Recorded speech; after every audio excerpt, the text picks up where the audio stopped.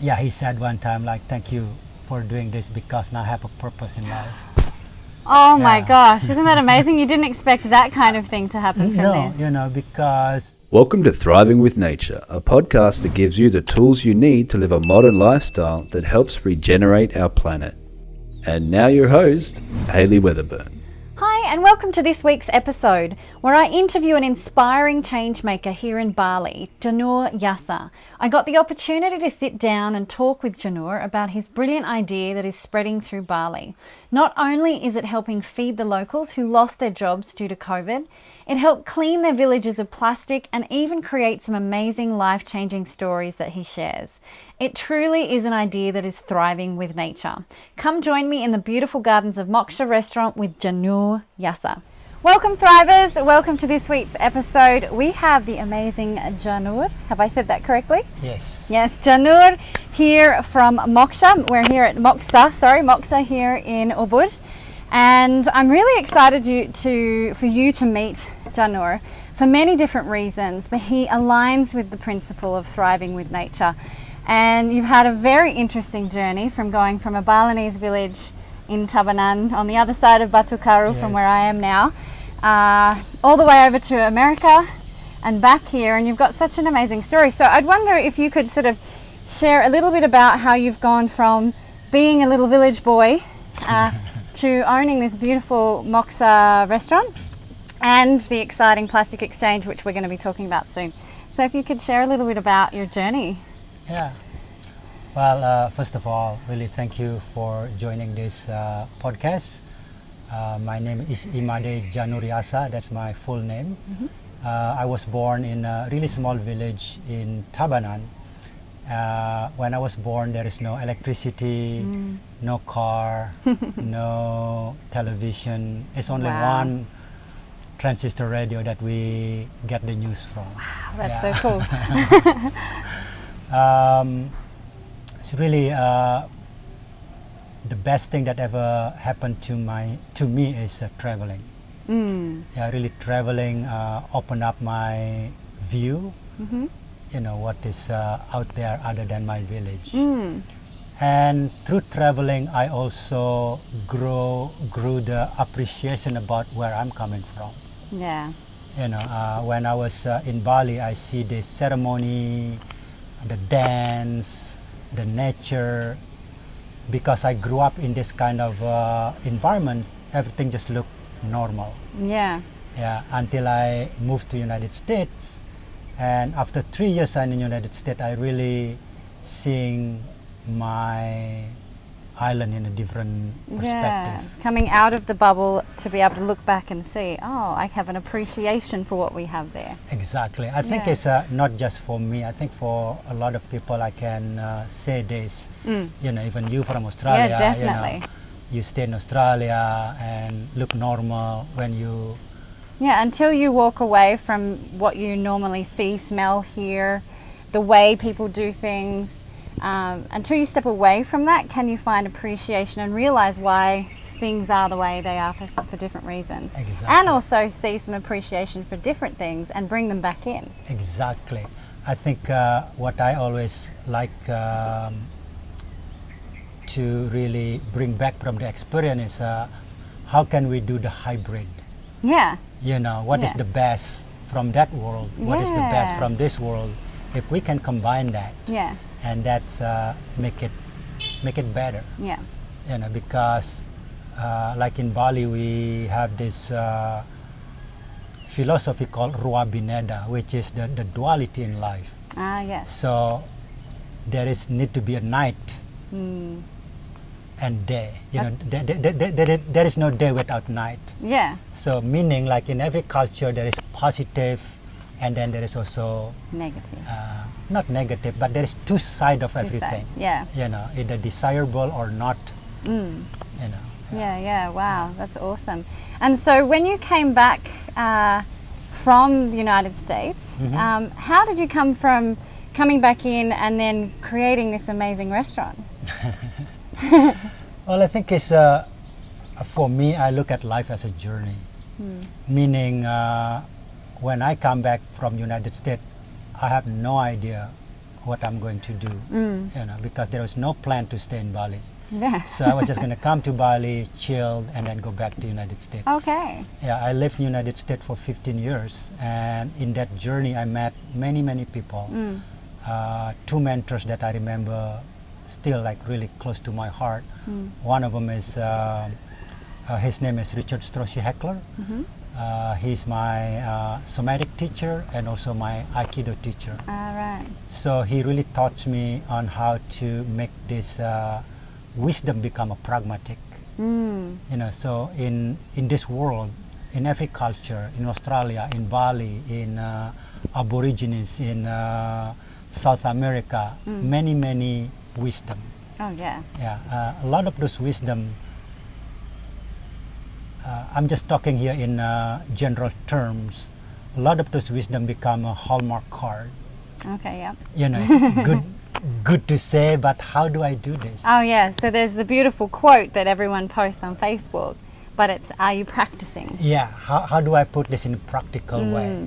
Yeah. So one of them is like in Bali, it's called Trihita Karana, which is the 3 ways to achieve the happiness. Okay. Yeah. Or when these 3 things happen, that's when the happiness happen. What are those Which 3 is things? the 3 things. Gonna cost you money. Okay. The first one is the harmonious connection human to God, Okay. the harmonious connection human to human, and the harmonious connection human to the environment. Wow. But we have this, but how do we put this in practical way? Yeah.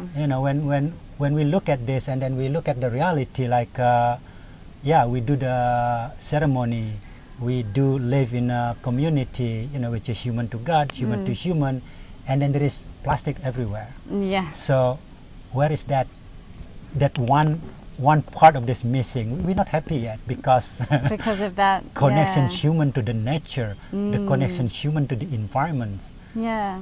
is not harmonious yet. Yeah, it's something that you mentioned in your TED talk, and I'll make sure I put a link down the bottom. You talked about, I think one of your teachers taught you how to master something. There's like 100 hours and then 10,000 hours embodies it. And you mentioned about picking up plastic, teaching people, because something I noticed from living here for so long is I feel like the behaviors of, in the afternoon you sweep and then you put it out on the road and you burn it. Yep. 50, 20, 30 years ago, there was no real plastic here in Bali, and so it was just, you're just burning the vegetation. Yeah. But what's slipped in through sort of the evolution, or the Western world has brought in plastic packaging. The behaviour hasn't necessarily changed, but the substance that's being burnt has, and that's causing obviously cancers from the burning of the plastic. But the connection piece of this is how we've done things, but now rather than throwing rubbish, which you could eat your banana leaf and throw it away. So explain sort of what you're sort of doing with that 10,000 hours and how you're trying to shift that behaviour. Well, really just look back, like what is habit? Habit is something that we repeatedly do. That's become a habit. Yes. Doesn't really matter what you do. You drink coffee and then you drink, and then it become a habit. Yeah. You do something when the first time you do it, you're not good at it. Yeah, because you're just starting something that you not practice well yet. Yeah. I think to really illustrate what you just said, Balinese has been doing this burning, like you said, sweeping, burning, sweeping, burning. That's like their habit. They've been doing that 1, 2, 3, 4. Like my teacher said, if you wanna learn a move, you need to repeat that move 100 times. Yeah. To learn it. To just remember the move. Okay. Yeah. Just to remember the move 100 times. To get it in your muscle memory 1,000 times. Okay. To become embodied this, like this has become your second nature, 10,000 times. Right. So think about it, just like this argument. Oh, Balinese used to have this banana leaf, and then they throw it, and then now somebody put a 10,000 plastic. times. Yeah. They throw it. Guess what? It's not about the banana leaf. It's not No. about the plastic. It's the move that Yeah. we've been doing this for 10,000 times. Yeah, yeah. So this is what one of the base of the thought of plastic exchange, that we want to change this move to this move. Yeah. So, you know, if we think about it, we are an animal. Human is animal. Oh, yeah. You know, we are mammal, Yeah. and we can train ourselves. Yeah. Think about it like a dog. Come, you give a retreat. Yeah, yeah. You know, come, you get a treat. Come, you get As a kid, I used to get ice cream for doing Yeah. good things. Yeah, good thing. And then that's become a reward. And then when you take that ice cream away, because you already done this so many times, It's habit, yeah. it's habit, and then you don't even need that ice cream anymore. Yeah. You know, like a Yeah. dog don't need that treat anymore. No, Just because it just it- knows. It just knows. Yeah, yeah, wow. Yeah. And so, plastic exchange, we've jumped ahead a little bit.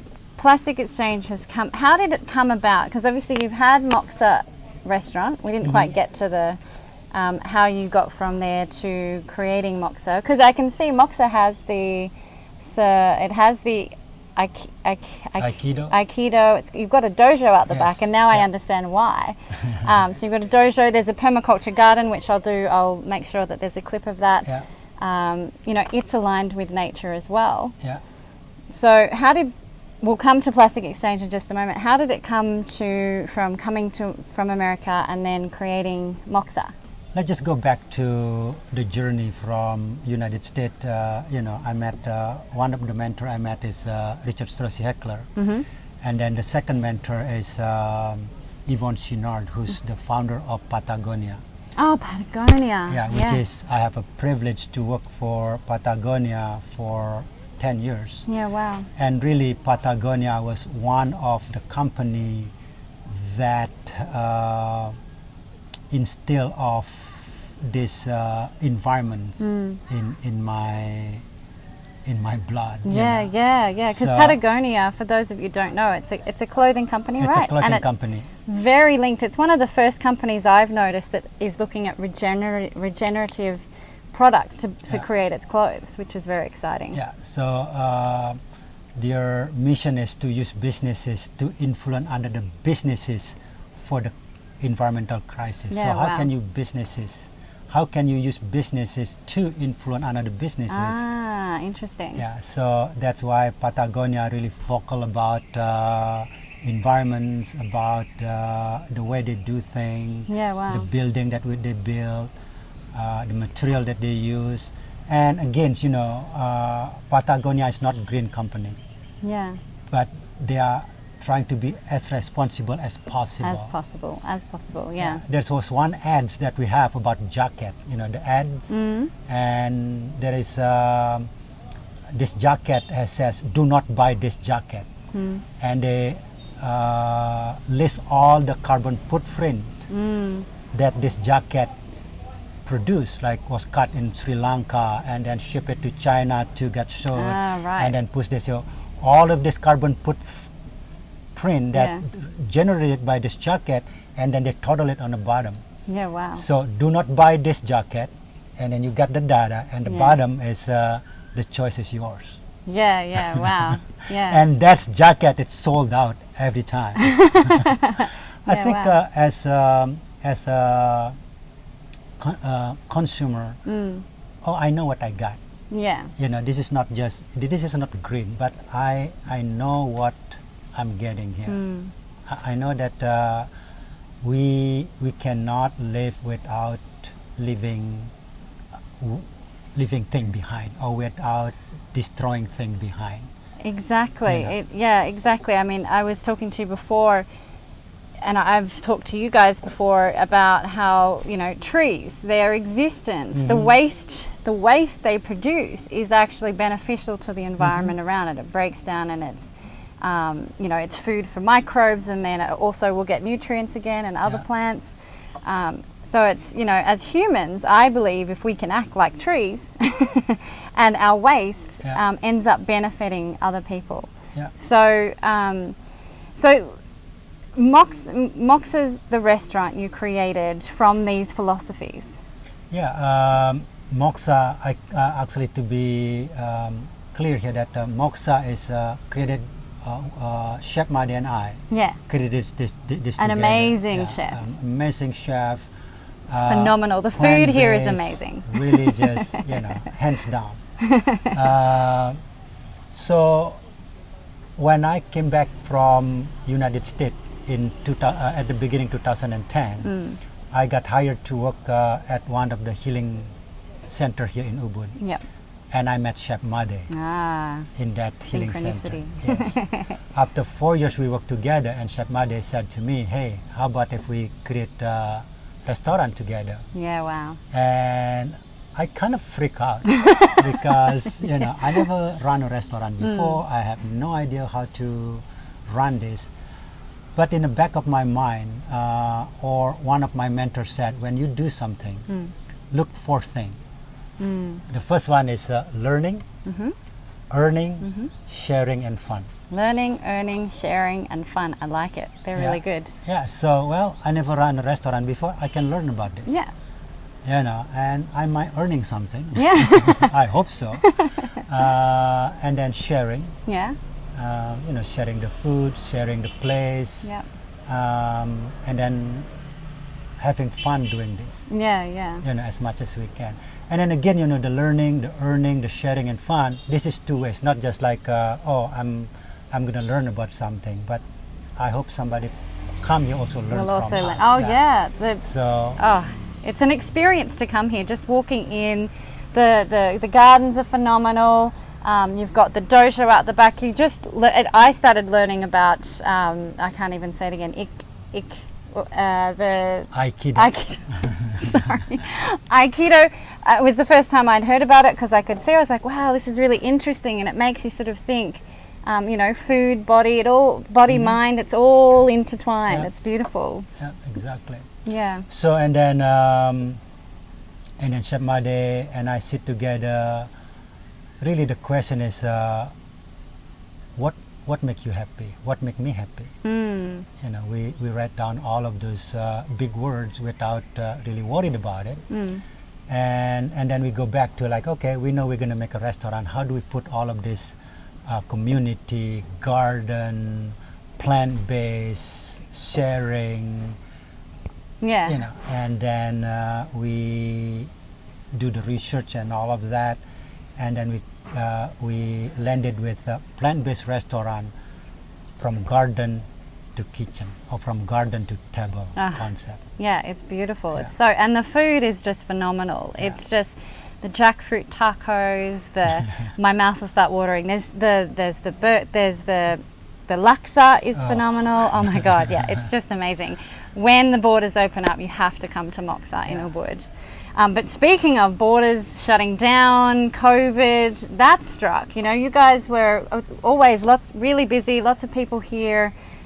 Like everyone in Bali, you must have really felt, oh my gosh, Bali's in struggling. I mean, not just personally, but like you said, your village was struggling. A lot of the villages have been struggling. So what happened then for you? Well, I think COVID is, and again, like I said earlier, it's the duality in life. COVID, yes, it's creating all of this economy stopping, the border closed, people lose their job and all of that. On the other side is really the plastic exchange is COVID was give me a permission to start this. Yeah, so let's just go back a little bit. If we look at this three things that I said earlier, which is the three hita karana, the connection human to God, human to human, and human to the environment. Yeah. The environment has been suffering for a long time. Yeah, anyone that's been to Bali, the beaches, the plastic, we know this beautiful island is suffocating in plastic. Yeah. Not just Bali, but plastic is all over the world. Yes. It's a problem. So when I talking about plastic, I just wanna for me, it's easier to talk about Bali because Yeah. that's kind of like the bite size that I can bite. You can Yeah. achieve something. I here. can achieve something. I can picture in my mind. You know, if I think about the world, I don't even know where It's to overwhelming. start. It's overwhelming. It's overwhelming, yeah. Yeah. So Bali, I'm from Bali, and again, you know, the Trihita Karana connection, human to God, human to human, human to environment. So I see with COVID, this three thing is in quote suffering. Yeah. Right. And yeah. then, as you know, here at Moksa, we have permaculture garden, and one of the principle in permaculture is inside of the problem, there's an Always- opportunity. Yes. Yes. So I see this. Okay, I see these three problem. Yeah, and then what is the opportunity that come out from this? So, and go back again. The environment has been a problem here in Bali, especially plastic. Because of the plastic, the economy is down. You know, we not feel good about it. You know, Yeah. and then the prosperity is not good in the long term. Yeah. If this plastic gonna invaded all of these beautiful beaches, and people are not gonna come to Bali. Yeah. Yeah. Yeah. So really, the COVID gave me the permission to start this plastic exchange, because in plastic exchange, the three core value that we're looking at is this three hitakarana. Yeah. Wow. Yeah, the connection human to God is the dignity, the feeling good, the self-worth. Yes. Yeah, we can clean this island. Yes.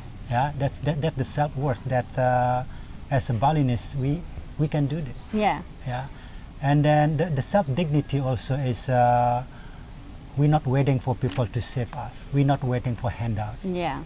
Yeah, and then the second one is the prosperity.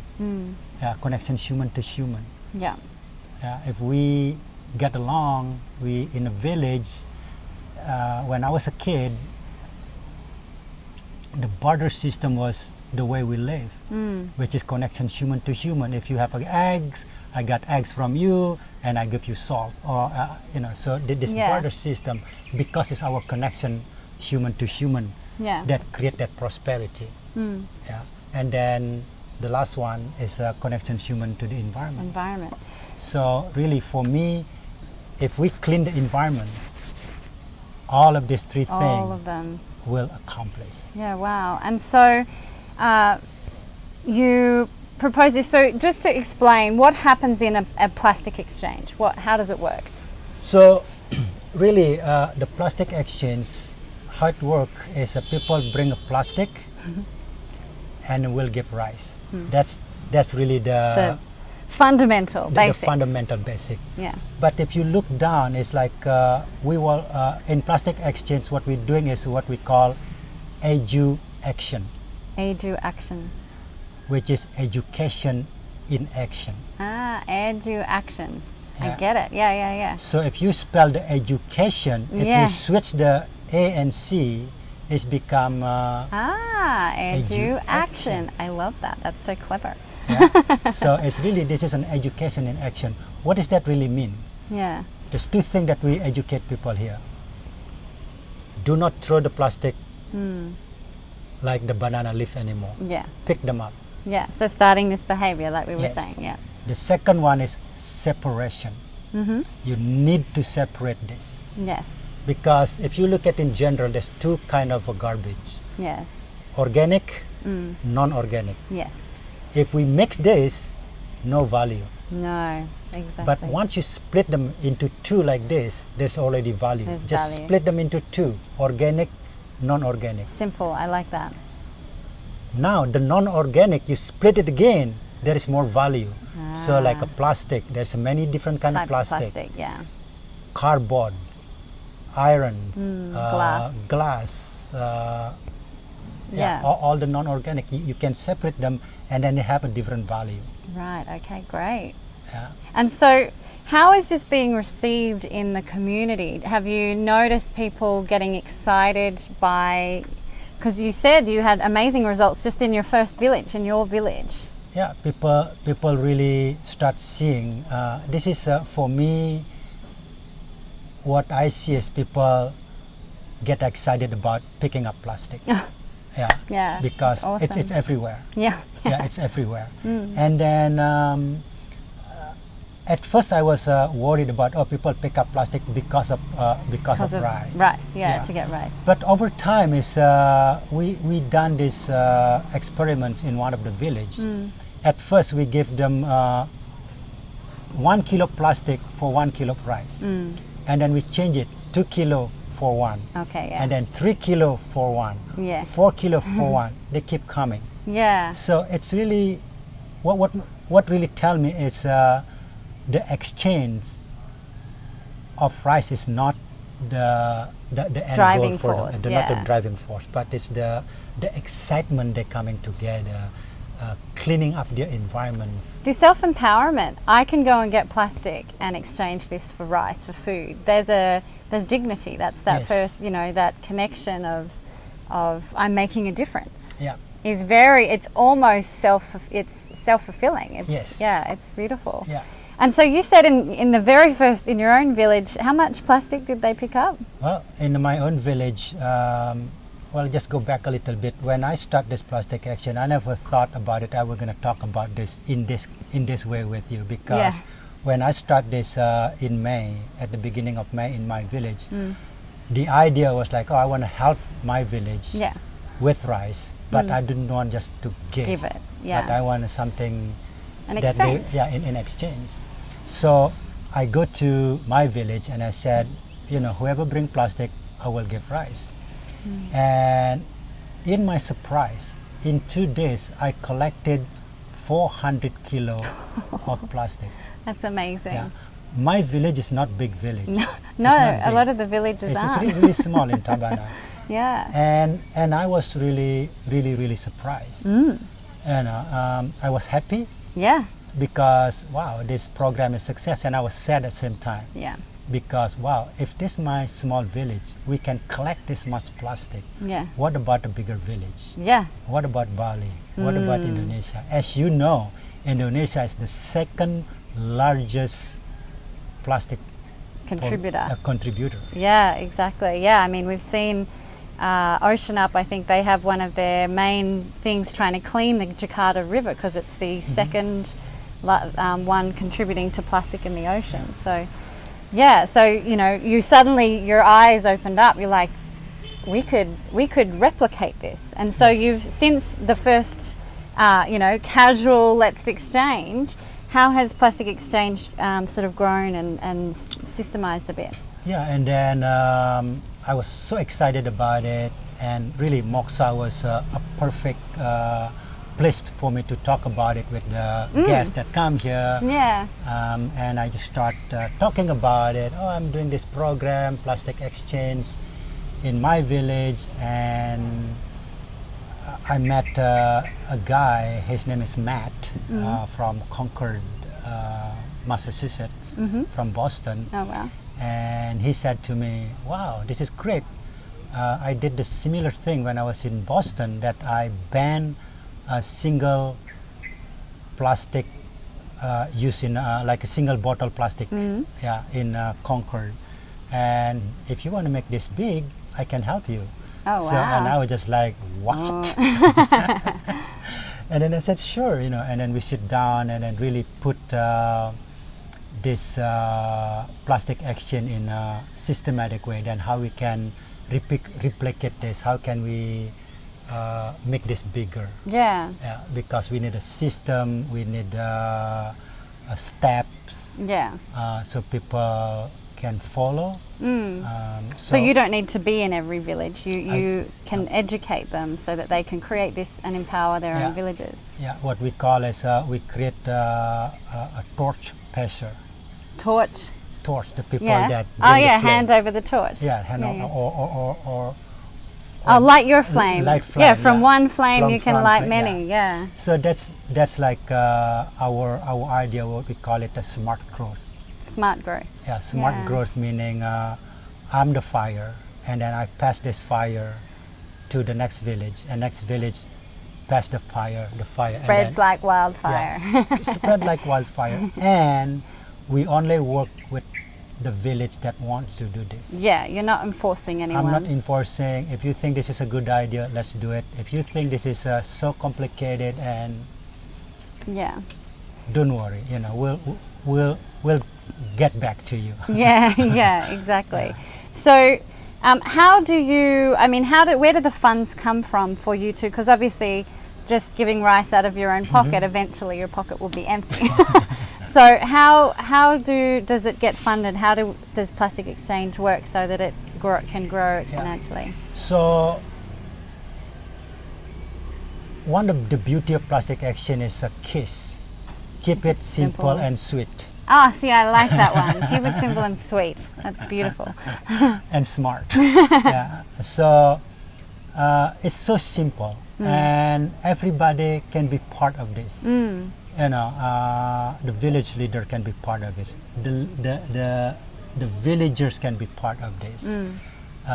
The expat that live in that village can be part of this. Yeah. The businesses can be part of this. The people that love Bali can be part of this, because there's three components that need to have in Plastic Exchange. Okay. The first one, we need to have community. Yep. The second one, we need to have system. How are we going to do this? Yes. When the plastic is accumulate in a banjar, who's going to pick it up? So we need to have a system. Yeah. And then we need to have a funding. Yeah. So, and everybody can play part on these three things. Any of them, yeah. So like your question is, where's the fund coming from? It's really for everybody that care about environment. Yeah, wow. I got the money from, a lot of them is from individuals, businesses, and then now we got approached with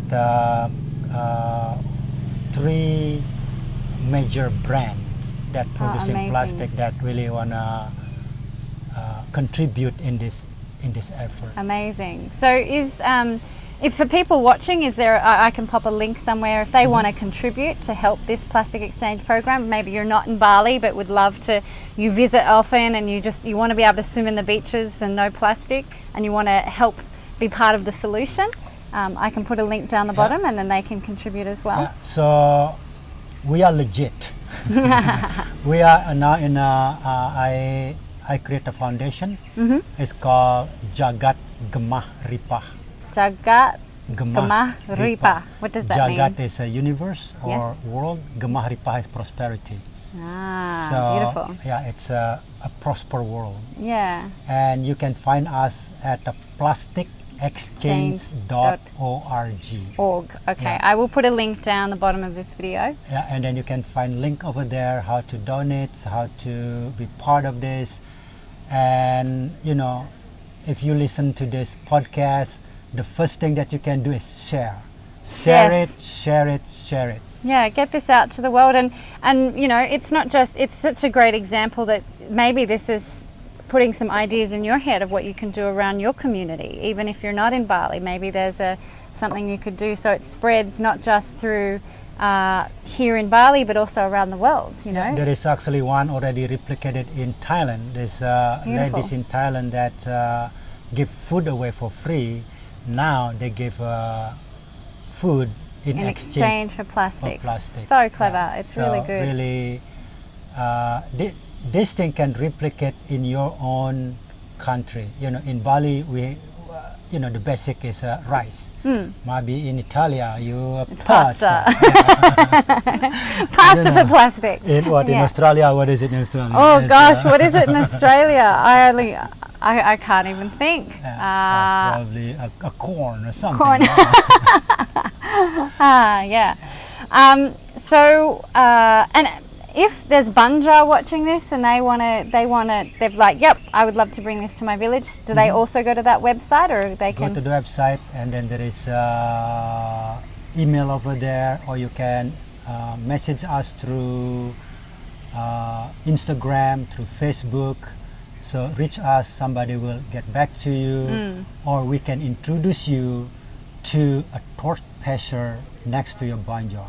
Ah, beautiful. So we have some of this already in Karangasem, in Tabanan, in Gianyar, in Klungkung. Oh, wow. And you can talk to them. And also, the best way to learn about it, come to the events. Yeah, awesome. Come to the event and you will say, wow, this is so simple, I can do this. Yeah, so does the plastic exchange happen on, there's a day, or people can just come up to the banjar any day and bring some plastic and swap rice, or do they choose a day? Yeah, choose the day. So usually in every banjar they do it once a month. Okay, yeah. And the villager has 1 month to collect plastic. Smart. So I didn't even think of that. I was like, okay, on that day I'll pick up plastic. But of course, you've got all month to collect All the months plastic. to collect plastic. And I said to them, start from your house.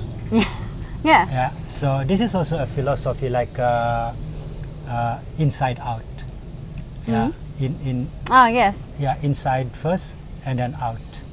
So if you want to clean the world, clean yourself first. Yeah. If you want to clean the environment, clean your house. As Gandhi said, be the change you want to see in the world. Yeah. Once you clean your house, do not let it out to the environment. Yeah, exactly. You know, it doesn't really make sense if you clean the environment and you're still throwing it to the environment. Yeah, exactly. Yeah, exactly. So clean your house and then go to the driveway and then go to your banjar, go to your rice paddy and then go to your river and expand out. Expand out. Yeah, it's absolutely phenomenal what you're doing. It's really, as someone who lives here in Bali and has just, I love this place and the people, it's just shifting that behavior and changing the mindset and going, actually this is worth something. I can do something about this. And look at that now, this rice field is plastic free. Yeah. Like it's like it was 20, 30 years ago. Yeah. It's really amazing what you're doing. Yeah. Yeah. And I really confident about this. That we can change the behavior because I seen it already. There's one banjar here in Lot Tundu. They used to do plastic exchange every month. They cannot do it every month anymore because there is not enough plastic. What a great problem to have. Yeah, now they do it every 2 months. Wow. Yeah, and I visit their houses in that doing the plastic exchange. And the separation, I look at this inside their houses. It make me cry. Yeah, it that's make me awesome. like wow. You know, this is the behavior change. Yeah. Yeah, the kids, the old people, the young. I mean, everybody. I think what happened is that the euphoria, that everybody bring this thing to the banjar, and you get excited about it. Not just like I'm bringing this for rice is feeling. There's a sense of pride. Yeah, but this one with everybody. Yeah. You know, and also some of them I see like the kid especially have this the FOMO, you know. Yeah, fear of missing out. Exactly, because one kid bringing, what are you doing? Bringing plastic for what? I can do that. Yeah. Just like you. That's great. Every time I go to plastic exchange, it just make my heart smile. You know, seeing the kid awesome. especially with all this plastic, and for the kid we also give an extra like pen or nice. books, and they really happy with it. It's amazing. I don't know if you can feel that love and that amazing shift that's happening here. And if you want to and you feel, definitely click the link below and help contribute to this, because this is what we want. We want to spread love, not fear. And you know, love is what I vote. I want to vote my dollar with love rather than the fear that is a lot around at the moment. So one banjar, probably about 15 minutes east from here, this old lady, you know, like cannot even walk anymore. I mean, you can walk just like really slow, but this lady always got the most rice every month. Really? Wow. 25 kilo, 30 kilo. And one of the villagers, the event coordinator, was curious. Where is this old lady got plastic, you know? And secretly, he followed this lady, and the lady was like, get up at 6 o'clock or 7 o'clock in the morning and start walking, picking up plastic, and then go to the convenience store. Like in the front of the convenience store, there's The rubbish in there. rubbish, and then they take the plastic, separate them. Wow. And one time I have a privilege to meet her, and I just sit next to her, and we not really spoke about it. He just looked at me just like with I just see, like the pride in Yeah, she's making a yeah, difference. in different. And yeah, he said one time, like, thank you for doing this, because now I have a purpose in life. Oh my Yeah. gosh, isn't that amazing? You didn't expect that kind of thing to happen from No, this. because before plastic exchange, she would just stay home waiting for the day. Yeah. Cannot wow. go to the field anymore. That's beautiful. Cannot do work in a rice paddy anymore.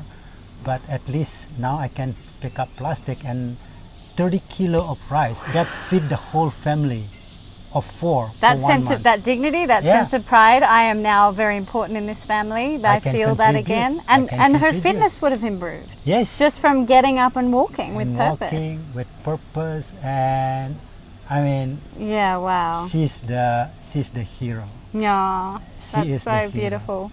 And then another story, same kind of story, a carver, really good carver, talented carver, and then got sick and almost like nearly death, and then now he got healthy, Yeah. but cannot carve anymore. Right. The same exact thing. He just pick up plastic and then exchange it for rice, and some of the rice that he collected, he gave it away.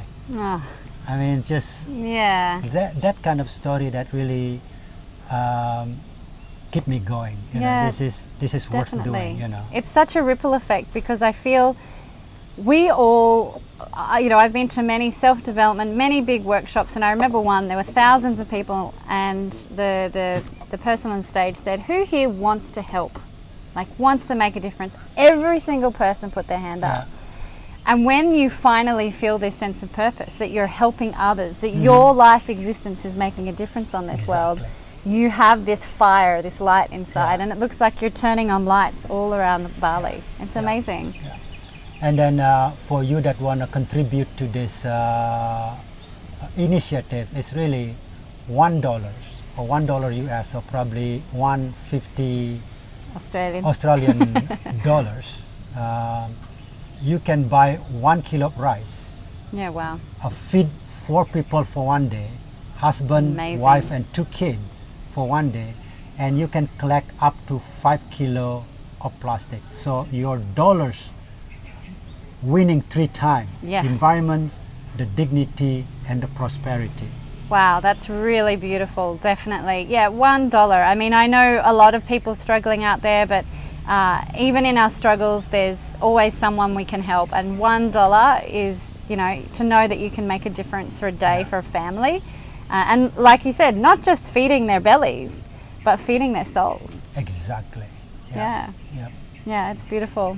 Yeah, thank you so much. This has Thank been, you. this has been a real privilege for me to get to see you and hear your story and learn a bit more about the Balinese culture. I'm in the villages, I'm learning slowly, pelan pelan. But every little bit makes a difference, so thank you so much for your You're very time. welcome. Yeah, Good. thank you. Thank you. Hey, if you enjoyed listening to this podcast, remember to subscribe to hear more. You also have to come check out the free Thriving with Nature checklist. Learn the 10 simple things you can do to transform your modern life into one that helps our planet thrive. Go to thrivingwithnature.com/checklist. See you there.